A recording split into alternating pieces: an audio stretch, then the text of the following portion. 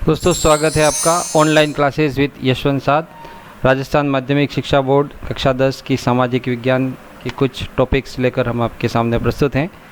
हमारे आज का टॉपिक है लोकतंत्र संबंधी विभिन्न सिद्धांत एवं दृष्टिकोण। इसके पहले के वीडियो में हमने लोकतंत्र का अर्थ और इसके प्रकार समझे थे। अभी हम इसमें समझेंगे कि लोकतंत्र के विभिन्न सिद्धांत कौन कौन से हैं और दृष्टिकोण कौन कौन से हैं। लोकतंत्र संबंधी जो सिद्धांत हैं उनको समझने से पहले लोकतंत्र में सत्ता का वास्तविक उपभोग शासक वर्ग करता है या शासित वर्ग करता है, पहले ये समझना ज़रूरी होता है। लोकतंत्र संबंधी सिद्धांत समझने से पहले कि लोकतंत्र जो है हमारा, उसमें वास्तव में जो सत्ता है या वास्तव में जो ताकत है उसका उपयोग कौन करता है, शासक वर्ग करता है या शासित वर्ग करता है। साथ ही लोकतंत्र की मूल्य व्यवस्था क्या होनी चाहिए और इसके लिए विभिन्न सिद्धांत और दृष्टिकोण क्या क्या हैं। तो लोकतंत्र जो हमने अभी पहले के वीडियो में पढ़ा था कि जो लोकतंत्र के प्रकार हैं, तो हमारे यहाँ हम जो पढ़ते हैं और हमारे जो दैनिक जीवन में या हमारे रोज़मर्रा के जीवन में जो चीज़ें काम आती हैं वो राजनीतिक लोकतंत्र से संबंधित ज़्यादा चीज़ें काम आती हैं आज के युग में। और उसी राजनीतिक लोकतंत्र के संबंध में हम इस वीडियो में देखेंगे कि लोकतंत्र के विभिन्न सिद्धांत कौन कौन से हैं। पहला है लोकतंत्र का परंपरागत उदारवादी सिद्धांत और दृष्टिकोण। राजनीति में पहला, राजनीतिक लोकतंत्र में परंपरागत और उदारवादी सिद्धांत। दूसरा है बहुलवादी सिद्धांत। तीसरा है विशिष्ट वर्गीय या अभिजन वर्गीय सिद्धांत। चौथा मार्क्सवादी सिद्धांत और पांचवा है समाजवादी सिद्धांत। ठीक है, टोटल ये 5 लोकतंत्र संबंधी सिद्धांत और दृष्टिकोण है जिनके बारे में एक एक करके हम इस वीडियो में इसका डिटेल में हम अध्ययन करेंगे। दोस्तों सबसे पहले लोकतंत्र का परंपरागत उदारवादी सिद्धांत एवं दृष्टिकोण। ये जो 5 प्रकार हम पढ़ रहे हैं, मैं फिर से बता दूं आपको, ये राजनीतिक लोकतंत्र से संबंधित है। इसके पहले के वीडियो में हमने जो 4 प्रकार के लोकतंत्र पढ़े, राजनीतिक लोकतंत्र, फिर सामाजिक, फिर आर्थिक और फिर नैतिक, ये जो 4 प्रकार के लोकतंत्र थे उनमें से राजनीतिक लोकतंत्र के बारे में पढ़ रहे हैं। और ये जो राजनीतिक लोकतंत्र है उसके 5 सिद्धांत हैं और 5 दृष्टिकोण हैं। उनमें से हम कहाँ इसको काम में ले रहे हैं और कहाँ काम में नहीं ले रहे हैं और कौन सा काम में लेना चाहिए, कौन सा काम में नहीं लेना चाहिए, वो बात की बात है। पर इसके प्रकार और उसके सिद्धांत जो हैं वो उसकी जानकारी हमें ज़रूर होनी चाहिए। तो पहला शुरू करते हैं परंपरागत उदारवादी सिद्धांत। इसे पश्चिमी सिद्धांत या लोकप्रिय सिद्धांत भी कहते हैं। पश्चिमी सिद्धांत तो इसलिए क्योंकि पश्चिम के देशों से आया, और लोकप्रिय सिद्धांत इसलिए क्योंकि लगभग क्या पूरे के पूरे सभी विश्व में जितने भी देश हैं वो लोकतंत्र का परंपरागत उदारवादी सिद्धांत और दृष्टिकोण ही मानते हैं, कुछ एक देशों को छोड़ करके। कुछ एक देशों में आज भी दूसरे प्रकार के सिद्धांत काम में लिए जाते हैं, पर ज़्यादातर, अधिकतर या पूरे के पूरे भी कह सकते हैं, पर ये परंपरागत और उदारवादी सिद्धांत को मानते हैं। Hobbes, Locke, Rousseau, Bentham, J.S. Mill, T.H. Green, Montesquieu, Abraham Lincoln, Jefferson, Herbert Spencer, ये सभी इस सिद्धांत के प्रमुख विचारक हैं। विचारकों के नाम ज़रूर याद रखना: Hobbes, Locke, Rousseau, Bentham, J.S. Mill, T.H. Green, Montesquieu और अब्राहम लिंकन, जेफरसन और हर्बर्ट स्पेंसर इसके प्रमुख विचारक हैं। इस सिद्धांत की आधारभूत मान्यताएं और लक्षण देख लेते हैं। क्या क्या इस सिद्धांत की मान्यताएं और आधारभूत लक्षण है। परंपरागत और उदारवादी सिद्धांत का जो पहला लक्षण है या मान्यता है वो है व्यक्ति बुद्धिमान प्राणी है, अतः अपना हित और अहित समझने की क्षमता रखता है। ये लोकतंत्र या ये सिद्धांत या ये दृष्टिकोण ये कहता है कि जितने भी व्यक्ति हैं वो अपना अच्छा बुरा सब समझते हैं, अपना भला बुरा कहाँ है, कौन अच्छा है कौन बुरा है, ये सब समझते हैं। ये इस लोकतंत्र की सिद्धांत है या इसका दृष्टिकोण है। दूसरा है सभी व्यक्ति मूलतः समान हैं, जितने भी व्यक्ति हैं वो सब समान हैं, ये भी इस उदारवादी लोकतंत्र का कहना है। तीसरा है शासन का गठन उदारवादी एवं लोकतांत्रिक विधान द्वारा ही होना चाहिए। ये हमको लगता है कि बिल्कुल सही है, उदारवादी और लोकतांत्रिक विधान द्वारा ही शासन का गठन होना चाहिए। जितने भी सभी देश हैं वो सभी लोकतंत्र का समर्थन करते हैं, और जहाँ जहाँ लोकतंत्र नहीं है वहाँ लोकतंत्र स्थापित करने की कोशिश की जाती है, क्योंकि ये माना जाता है कि व्यक्ति मूलतः समान है और व्यक्ति की स्वतंत्रता सबसे ज़्यादा इम्पोर्टेंट है। तो ये सिद्धांत जो है परंपरागत उदारवादी सिद्धांत ये मानता है कि शासन का गठन उदारवादी और लोकतांत्रिक विधान के द्वारा ही होना चाहिए, यानी जनता के द्वारा होना चाहिए। अगला इसकी मान्यता है, शासन या सरकार राजनीतिक सत्ता की मात्र ट्रस्टी या न्यासी होती है। ठीक है, जो सरकार होती है या जो शासन करने वाले होते हैं वो केवल ट्रस्टी या न्यासी होते हैं, उनको पूर्ण अधिकार नहीं देना चाहिए, उनके ऊपर कंट्रोल होना चाहिए। तो लोकतंत्र में ये सिद्धांत या इसकी जो दृष्टिकोण है वो बिल्कुल सही है।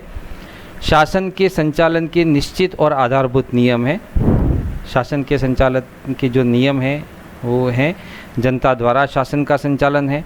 शासन के संचालन और गठन में बहुमत के सिद्धांत का पालन होना चाहिए, जो ज़्यादा लोग पसंद करते हैं। शासन या सरकार जनता के प्रति उत्तरदायी हो, ये भी सही है कि जो शासन करने वाले हैं या जो सरकार है वो जनता के प्रति उत्तरदायी हो।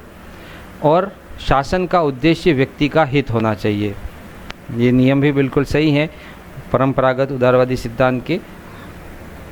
व्यक्ति को स्वतंत्रता और अधिकार प्राप्त हो और इसकी रक्षा के लिए स्वतंत्र और निष्पक्ष न्यायपालिका हो। ठीक है दोस्तों, ये जो सिद्धांत है परंपरागत उदारवादी सिद्धांत या लोकप्रिय सिद्धांत, वो ये कहता है कि व्यक्ति को स्वतंत्रता प्राप्त हो, अधिकार प्राप्त हो और इसकी रक्षा के लिए एक स्वतंत्र और निष्पक्ष न्यायपालिका हो। तो ये भी ज़रूरी है।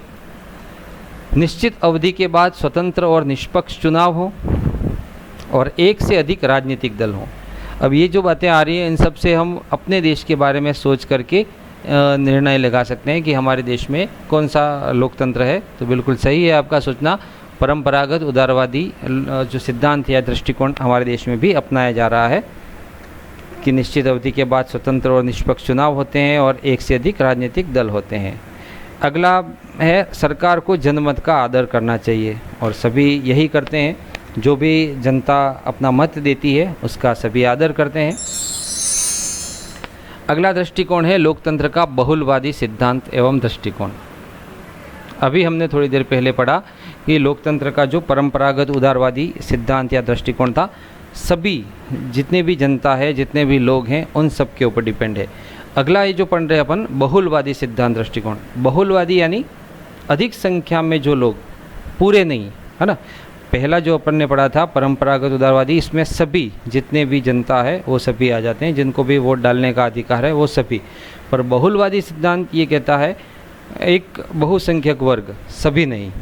अगला फिर हम पढ़ेंगे तीसरा, जो लोकतंत्र का विशिष्ट वर्गीय या अभिजन वर्गीय सिद्धांत है, उसमें फिर और संख्या कम हो जाती है, कुछ लोग।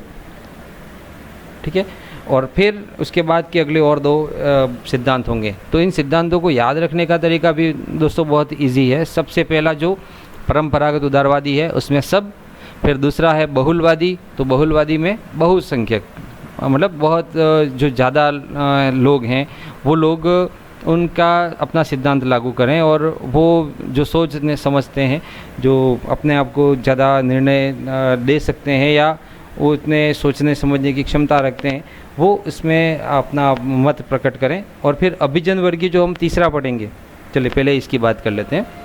यह दृष्टिकोण समाज के संघात्मक स्वरूप में विश्वास करता है। संघात्मक स्वरूप, इसे बहुलतंत्रवाद भी कहते हैं। लोकतंत्र का जो बहुलवादी सिद्धांत है इसको बहुलतंत्रवाद भी कहते हैं। रॉबर्ट प्रिस्तस के अनुसार लोकतंत्र का बहुलवादी सिद्धांत एक ऐसी सामाजिक राजनीतिक प्रणाली है जिसमें राज्य की शक्ति में अनेक निजी समूह, या ये थोड़ा ध्यान देने की बात है कि अनेक निजी समूह तथा हित समूह अपनी भागीदारी निभाते हैं। ठीक है, सभी लोग नहीं। इस सिद्धांत का विकास H.J. लास्की ने, अर्नेस्ट बार्कर ने, मिस फॉलेट, G.D.H. कॉल और डिग्बी ने, इन सब ने किया था इस सिद्धांत का विकास। और उन सब का ये मानना था कि सभी लोगों को अपनी मतलब इतनी क्षमता नहीं होती कि वो समझ सकें इतना, तो कुछ लोग जो ज़्यादा लोग हैं उन लोगों को ये काम करना का मौका देना चाहिए। फिर है तीसरा, लोकतंत्र का विशिष्ट वर्गीय या अभिजन वर्गीय सिद्धांत और दृष्टिकोण। इस विचारधारा का केंद्र अभिजन वर्ग है। ठीक है, कुछ विशेष वर्ग, विशेष लोग।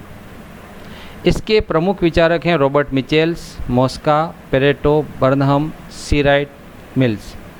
ठीक है, इसके विचारक जो विशिष्ट वर्गीय हैं, इनके जो विचारक थे वो ये लोग थे। रॉबर्ट मिचेल्स जर्मन विचारक हैं जिनकी पुस्तक द पॉलिटिकल पार्टीज़ में लिखा मोस्का इतालवी विद्वान हैं जिन्होंने अपने विचार द रूलिंग क्लास में लिखे। तो इन दोनों की पुस्तक का नाम भी ज़रूर याद रखिएगा। जर्मन विचारक रॉबर्ट मिचेल्स की पुस्तक द पॉलिटिकल पार्टीज़ में उन्होंने विशिष्ट वर्गीय या अभिजन वर्गीय सिद्धांत को लिखा है, और मोस्का जो इटली के विद्वान हैं और उन्होंने अपने विचार द रूलिंग क्लास में लिखे इसी विशिष्ट वर्गीय या अभिजन वर्गीय सिद्धांत के बारे में। दोस्तों 3 अपन ने सिद्धांत पढ़े। पहला पढ़ा अपन ने परंपरागत उदारवादी, दूसरा पढ़ा बहुलवादी सिद्धांत और तीसरा विशिष्ट वर्गीय। तीनों को मैं वापस रिपीट कर दूं। परंपरागत उदारवादी सभी, बहुलवादी उससे कम, और अभिजन वर्गीय फिर उससे भी कम। चलिए अगला सिद्धांत और दृष्टिकोण पढ़ते हैं। लोकतंत्र का मार्क्सवादी सिद्धांत एवं दृष्टिकोण। मार्क्सवादी जो कार्ल मार्क्स के सिद्धांत पर चलता है या कार्ल मार्क्स के विचारों को अपने में लेता है, उसको मार्क्सवादी सिद्धांत या दृष्टिकोण कहते हैं। यह अपनी प्रकृति से एक प्रकार का आर्थिक लोकतंत्र है।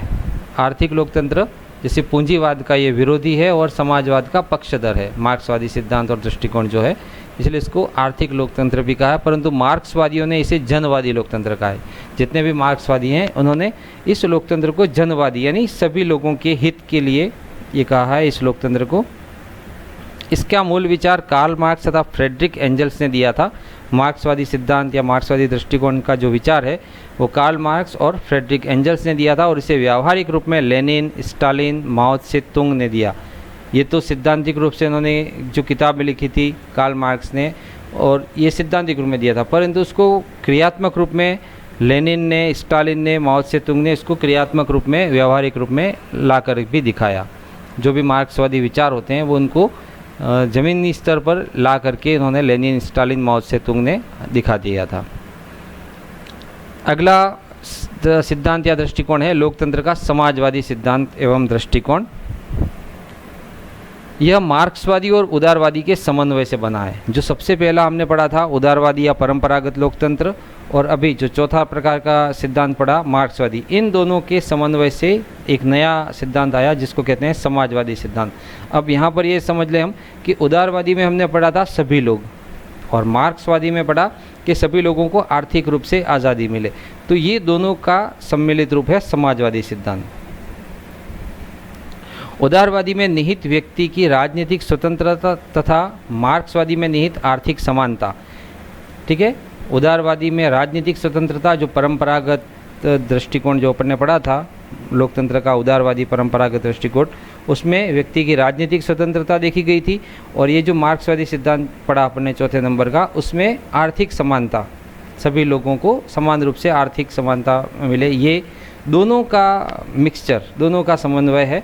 समानता के आदर्शों को एक साथ प्राप्त करना इसका उद्देश्य है, व्यक्ति की राजनीतिक स्वतंत्रता और आर्थिक समानता। और ये 2 प्रकार के सिद्धांतों का मिश्रण है। एक तो जो पहले नंबर का पढ़ा था हमने उदारवादी या परंपरागत सिद्धांत, और ये चौथे नंबर का पढ़ा था मार्क्सवादी। इन दोनों का समन्वय, इन दोनों का मिश्रण, ये समाजवादी सिद्धांत और दृष्टिकोण है। यह सिद्धांत क्रांति और हिंसा के साधनों के स्थान पर विकासवादी और संवैधानिक साधनों में विश्वास करता है। क्रांति और हिंसा नहीं होनी चाहिए, इसकी जगह पर विकास होना चाहिए और संवैधानिक साधनों को काम में लेना चाहिए, ऐसा ये लोकतंत्र का समाजवादी सिद्धांत कहता है। ये इसका दृष्टिकोण है। इसमें उदारवादी के माध्यम से राजनीतिक स्वतंत्रता की और मार्क्सवादी के माध्यम से आर्थिक समानता की रक्षा प्राप्त की जा सकती है। उदारवादी लोकतंत्र या उदारवादी परंपरागत दृष्टिकोण से राजनीतिक स्वतंत्रता व्यक्ति की प्राप्त हो जाती है, और मार्क्सवादी जो विचारधारा है उसके माध्यम से सभी लोगों की आर्थिक समानता की रक्षा भी प्राप्त की जा सकती है। तो ये है लोकतंत्र का समाजवादी सिद्धांत एवं दृष्टिकोण। दोस्तों, आपको वीडियो कैसा लगा प्लीज़ कमेंट कीजिएगा, लाइक कीजिएगा, शेयर कीजिएगा, और हाँ, सब्सक्राइब करना ना भूलिएगा। मिलते हैं अगले वीडियो में। धन्यवाद।